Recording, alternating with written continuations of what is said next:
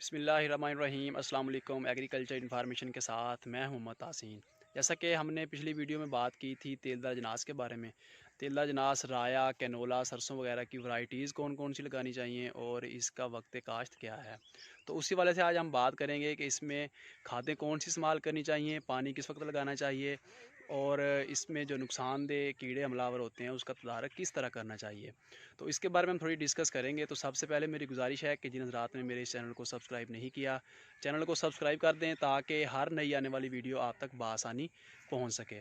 तो सबसे पहले हम बात करेंगे खाद और पानी का इस्तेमाल जो है। पहला पानी जो है वो हम हमेशा जो हमारी इकसाम हम लगाते हैं उसको मद्देनज़र रख कर लगाएंगे। पहला पानी जो है वो 30 से 35 दिन बाद, या जैसे कि पहला फूल जब निकल रहा हो, पौधे पहला फूल निकाल रहे हों, उस वक्त हम डीएपी, आधी बोरी डीएपी या एक बोरी जोर आवर के साथ आधी बोरी यूरिया या अमोनियम सल्फेट मिलाकर फ्लड कर सकते हैं।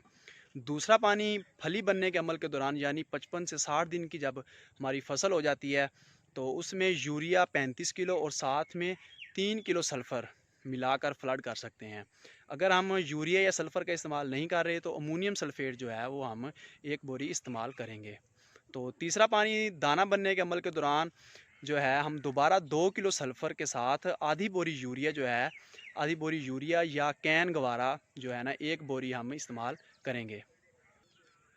अगर किसान के पास इस तरह के ज़्यादा खाद इस्तेमाल करने के वसाइल ना हों तो डीएपी को छोड़कर बाकी ऊपर बताई गई सभी खादें जो हैं वो लाजमी पूरी करें। तो इस सूरत में सल्फ़र को पहले पानी यूरिया के साथ इस्तेमाल कर सकता है। अगरचे पोटाश और फास्फोरस अहम खुराकी अज़ा हैं, लेकिन राया कैनोला की फसल में ना डालने या कम डालने से इसकी जो औसत पैदावार है उस पर ज़्यादा असर नहीं पड़ेगा। तो बाकी नुकसानदेह कीड़ों के हवाले से इस पे जो है सुस्त तेले का हमला ज़्यादा होता है।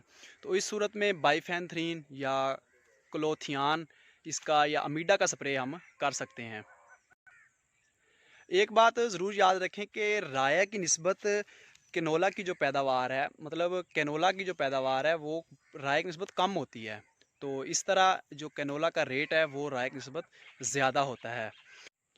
मुझे उम्मीद है कि मेरी आज की वीडियो, आज की इन्फॉर्मेशन जो है वो आपको ज़रूर पसंद आई होगी। अगर पसंद आई हो तो इसे लाइक एंड शेयर ज़रूर कीजिएगा।